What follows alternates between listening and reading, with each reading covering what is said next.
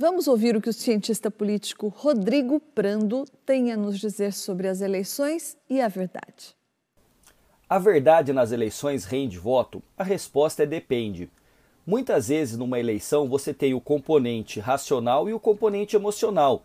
E muitos políticos sabem trabalhar como ninguém este lado emocional. Portanto, quando você encontra um eleitor que tenha senso crítico, discernimento, aquele eleitor que acompanha o noticiário, que conhece um pouco da política do seu país, é muito mais difícil que a mentira faça parte do seu cotidiano, portanto ele vai valorizar um político que fala a verdade. Em contrapartida, você pode ter aqueles eleitores que não estão tão preocupados com a verdade, com a objetividade e são mais fáceis de seduzir. Então, nesse sentido, as eleições sempre mesclam a emoção e a razão e nem sempre, infelizmente, a verdade prevalece. E muitas vezes nós temos numa eleição a fabricação de narrativas por parte dos políticos e também, infelizmente, da fake news e até mesmo da pós-verdade.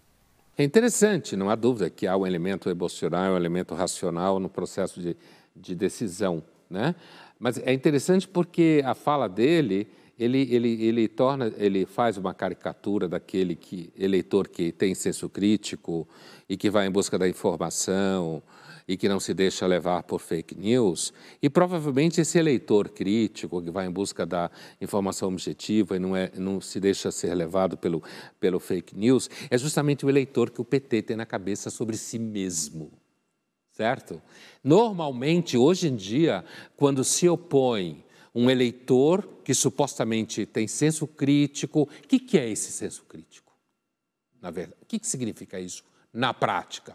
O senso crítico funciona para perceber que o Bolsonaro é um mentiroso, é um cara que cresceu na franja miserável das redes sociais, veio do esgoto da política, ou o senso crítico também significa saber que o Partido dos Trabalhadores ficou no poder federal durante quase quatro mandatos, certo?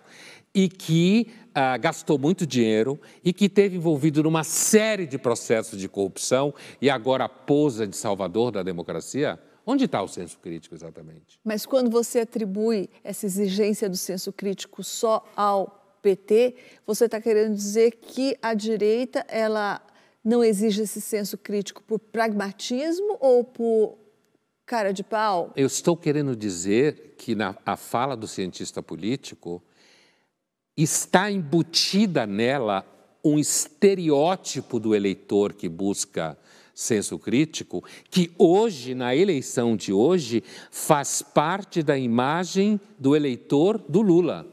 É isso que eu estou dizendo. Porque a imagem do eleitor do Bolsonaro já não é o que não tem senso crítico. É disso que eu estou falando. Então, na fala já está pressuposto a ideia que o eleitor do Bolsonaro é um eleitor desprovido de senso crítico.